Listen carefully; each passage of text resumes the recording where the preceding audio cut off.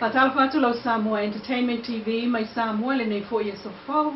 A mai so tapo inga tama matina matua. Te lava mo mai ai tato fasalonga le nei tulapo Amerika, New Zealand, Australia, Tutuila, Samoa nei, malo le soifua au sine fafu. O whautoina malo si ai nei mtanga ngol soifua malo loina tangata malanga mai I Samoa. Ina ia pui oe mai leonoa fie siamo le denki fever. Lea o lo pipisi ai nei I lo tātua tunu o talu mai lea sa sfuluiva o aperila lo o lo wha. O whautuanga ia whaiala e tala whianga iai. Ia wha o ngāta I namu maisi tonga fiti wha au na pone e pui mai iai le namu. E le o maua I Samoa le vaila au pui o le denki fever peitai. E iai ofisa malanga isia tunu o lo o maua e pe o na tā ua le pepo whaamtalanga. A whai walua so o mawalunga lo vevela whaafau ti ngā tino mapata. Ia whaasota I waveloa I se whale mai latane. Mō le whainga o so enga whaapitoa pe ua a fia. O le whautuanga malosi le mtanga luenga o soifua malolo ina o tā uailunga na wha maonia le sui whaaton sili le sunga aulia I malae tangaloa Dr. Robert Thompson. Talu mai le aso tofi ananafi aso iwa o me lua o lua wha. Mata wailan whaamtalanga whaalawa I tele. E ui ina maita wina le maua lalo o le tūlanga pipisi o iei nei. O le siama o le denki peitai o whaawau lava o na mata I tū. E le mtanga ruenga la asanga o le wha mai. Mai toi o nusuia le lapata inga I se taimi. Tala toi tuliloi ngā ruenga wha vai taimi o malanga toi whanau wa Samoa I Australia. E whialane o lo ofso o tai o la la ngutu mamoli ai le tulafono. I ta iala o tulafono wha vai Australia. O lo manino ai ta iala e wha matala ai winga. O ni whainga wha asoli tulafono. Wha awhiusua inga sexual assault. Pe a wha atino ina I sa tangata. O lea tulafono wha vai. E pui ai tangata nuu. Mai nei whainga wha pea. E ono la matia ai la ngona. Ma a fiai le saunga le mua sa tangata ai mai se lava. Pe a whai e le malie iai. O se mta upulea na fina wina, ma whaia iei se whaai ungal wha msinonga whaai tū malo. Ile tua oio New South Wales, ina watu la I se tama Samoa na malangatu I ngā ruenga wha vai taimi. E tali I ona mōlianga, le whaatino ino se whainga wha soli tū la whono. I se tenei titi sufitu tau sangal matua, mai o se tangata anu o Australia lea teine. O lea taule ale awa lua tau sanga talu na malangatu I ngā ruenga wha vai taimi Australia.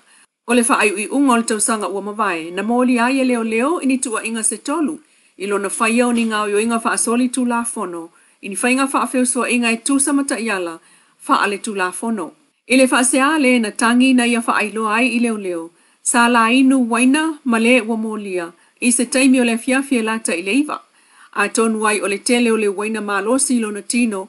Le tino leo le tamaita I sulfitu tau sanga na amatai o na fia moe. Ma moe ngase ai loa I tutonu o le potu o le ua molia. Na tau masalomia fo'i se whaao ngā ina, o se fuala au ona e vave moe ai, po se sleeping drug peitai, e le I mawhai o na mawani wha amao ninga, ma toi awa e se ai. Na tau mawhai le ua molia e whafangu le ua tangi, ina ia la mo moe wha atasi I lunga o lona muenga, ai le I mawhai. E le vaveao le aso na soso ai, ina ua wha ato ate I ane le moe ngase, a le na o na po le ua tangi, ma mai tawina ai o lo ofso ta I o la ngutu ma le ua molia. Ma oso ese ai loa maanga I atu le ofisa o leo. E le whaatau tai ai o so esu e ngā leo I le ua molia. Na alia ea ne ai manisi o whainga. O soli ai le tula fono. Ma wha amawina ai loa ono tua inga e tolu. Na whina wina I lana loa ia tua inga mātu ia e lua. Ma talia ai le ofisa wha o sala le malo le Office of Prosecutors. Le ave ese ai le lua. Ma totoia I lolo na molianga e tasi. O le whai unga le fionga le whamsino I lea tama Samoa. Wa le whaafale puipuia. Ai wa ave iai se salatupe. Ma le stalaina o lona ingoa I le lisi o I latou. O wha maonia wha altu la fono I Australia na whaia ni winga wha awhiusua inga. E uito e tau sangala na konakalate na aluai. Ai ono iai ni a fianga I lona visa na ulu whale tuai Australia. Ma ai ono toe wha afo I mai I Samoa. A ole umala na konakalate. Whautua ina ai ele pa anga tamua I Australia alo ma whanau wa Samoa malangatu I Australia I ngā luenga whawaitaimi. Ina ia matua mata ala I le malosel tu la fono I tutono le tunu. Ua tele alo ma whanau wa fia ma whale puipui ai. E se fulu li mawhi iwa se lau lima lua le au whai o le tupe o lo tulituli ai e matua o se atali I e whainga luenga whawaitaimi Australia. Se tinai Samoa nei, o lo o tātou tau fia lo na swafa. Taluai, o le tina lea na ia fola i mātua o le tama whai ngā ruenga whaavai taimi Australia, o ia na te oka ma whaatau ta wale fau mai fafo. Mai lua ni lafo ngā tūpe le atali ile i Ausitalia na tutongi sa o lava ile amatanga o le māsina le nei o me, ile tina lea ua tuli nei e mātua o le atali. E o mai ile taimi na tapena ia tātou atamua, ele Italia ne lava ile tina oka ta vale lea i mātua, ma ua o atu ile le stala al whaamsinonga le mta upu. Watu o ia ile se fulu whaaso Italia nea ile le stala. Aia ua whautua ina i nei foi, ele lo ia a mātua mai Australia, e muli ta il whautuanga le stala, a umalole se fulu whaaso ele Italia ne lava, una whai aloa leo le malusi anga whaaltu la fono whaasanga ile nātina. Pei tai o ta ua lo ia a mātua i Australia ina o tātou fisilingia, ua o atu nei le mta upu ile ofiso leo. Ua filifili ai ele SVSG po le Samoa Victim Support Group. Le li fai fe au, ai o le fai pisinisi fo e fai mana ampasa o le aia tatau o tamaiti le SVSG Ambassador for Children's Rights. Le fionga to le afoa lotu mali i Reverend Father le atuao Larry Tupai Lavea. I le whamtalanga whala waitele le SVSG o ta wai o le sfului va ile nei o tau sanga o le whala poptonga. O va aia whanau ma tua sa wai na ilona loto ai tona i mato. O pāti pati ai le sfo ila sanga o le iai o lana ia lava tangata ampasa mo le aia tatau o tamaiti. O whaatau toi nai, le tō whinga o le fionga ala vea le whamsinonga i le stofi aso i vau me lua o lua wha ma moli mawina i sui mai le tunau ai o ana paanga. O le fionga to le afua lotu mali i Reverend Father le tuao Larry Tupai Lavea o le Archdeacon o le Episcopal Unit of the Diocese of Polynesia i Aotearoa New Zealand. Le Anglican Church po le Kalesia Anglicana Samoa Mangele. Walima lua tau sanga lon soifua o se matai ma ufai poi poantu le fionga Helen Samuelu ni Vili ua to fao la alo. O se tamawhai pisini se foe mai ai foe o na tofinga i fono whaatonu a whaala poptonga i New Zealand. O lea tamali e mai le fio anga o nu suatia ma sa fotu mai o lo whaamautu malona ainga i Mangele i New Zealand. Fatalofa i lau fionga le presidente o leo talvou le nei a inga bisile fai i le fionga le nei o nu. Natu le so ma le pokalame pe o na mafuta i la tau o i o la sava penana ngā rulu i le lakapiliki. Na whapea ai e mo o se te au a tu le aso le nei o le moli me o ni. Tūlanga pa i le tūlanga le tālonga le lakapipi tēne. E se le wha mo ni aso o mai so fina ngalo. Whai masui o le tanga luanga le utalabou o le a inga bisile fai.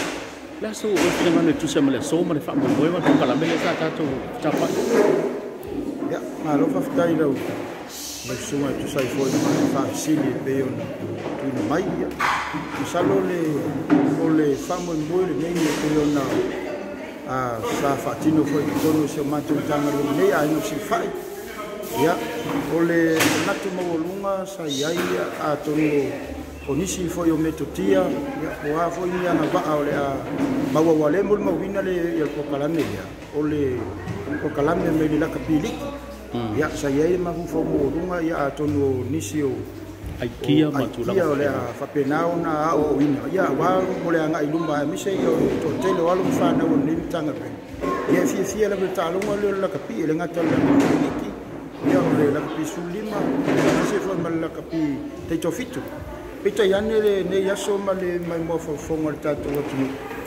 ya ese fo ia le au mainga fe au sa fa pena una au mai fa so tai mai ile au tu misalo le au tu ne yaso fa ta wai no sa wanga tu tonu ainga le ngato tu tonu ainga ai fa pena fu tu tonu so manga ma tu tonu fa la tu tonu sa mo wa ye le so ta inga le lei o le por kalame pe ona au mai fa tara no ina le yaso ito tonu ole usawanga fra a na I tu langa ole fatinunga ole talunga na piliki atuno ile wo yese lena nga tonu ole va ile kalame le fata wa ino o tawfio usawanga tonu aina ya walme moni lawa ya sa dindo manatu ya sa le fata talunga fo inicio mafu fonga ba inga fa pena una no ma fo pita ya no le wa mai manino le e ba inga le talenga ya na mula u mala to ba le te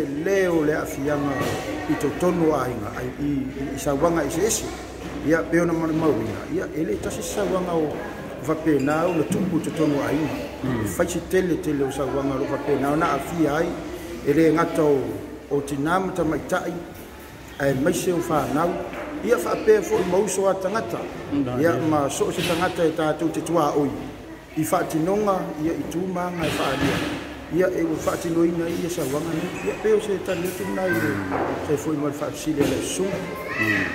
Malo pa tai o sili muli o na manato le tele vai mala malama ile ngata le pokalame le sa ko pena na tato ke ngai ya misiole sa no ngai pe ne sa no ai pa pele tulanga ti tono loto I fale loto mtanga benga fale utulbo wai manino le ya inisio talbo e le o mafuta male ne ya so misiole lo tele o le kalesia o ile fa mo ngai lo sunga te tai na ia fa le tele ki tua mo ila to ile fe na lava male ne ya so fa mo ya sa le lava le sa no ngai fa fsi atonu e inisio le vaenga o le mato au tarabou ia por matumtanga beno fo apre na una le fatasi me le ia so ono tua mia ma inisio fala vela fala ai tatonu fa mo boi e atonu e se ava noa te tito fo se la le fa pe na no fa la le ai le tulanga por kalame pe ona fa tinu ina aso nei ina ia tam fa moli perfe au ma ina ia fa soa te mona to sa fa pe na le awai mai ia ile fa mo fo ne ia so ina ia tam faila vai ta fia sa wana nei to no ainga ina ia fai ia la to sa fa pe na awai me ne ia so e fai ma ave fe au ma ave fu la to te mo moli te fe au la to fa pe na le fa ta si ia ma te ia o tu ai ainga ina ia fa pe na una tau fia matu iti sa wanga te tono ai ia e mese lavo te tono e kalesia ma fala po tono pangana ia se mete visa no ai ai fa mai na ta fa te tono ia fa stai la velo sunga ia msale mbona mboli da nganga fa stai le fa ulunga la kapiliki ia ile amana ia fo yo le semato mtana venga mese o tu plana para gola o ala ai ngapsi fa i te fo nei mano fo ia fa pena na fe no ai so to final to te a fea wala ba ia le tam fai na ia malu ku ia tu langa lan baua mole anga ia tu luma I tu lango sa wanga te tonu a inga e maise o e kalesia no uma fio anga ia te na leila tua ia so te mi fo luma ta tu toe mafuta ia lo mago pele ava no ai fa pena na mafuta mai ia wala ba fa la te leina mare tam fai e tau fia matu te ia sa wanga te tonu ai ia pe se toi fa so atu le mananga fa lo ta pa fu lo so fa o la mai mo mai la tu ya wa ule nei o Samuel Mareko ya wa ole president tu planga talvo katoliko I nei le telefone no fo ya ai no sifa fa te tele le fio se tautua le na lau Samoa Entertainment TV mai Samoa nei fo iaso e fa mo le lofo le tua tatu tu filo e fo iaso atai au se fa poponga ai ma fa tai toi I le Wendy's design mai funga lei mol fa la e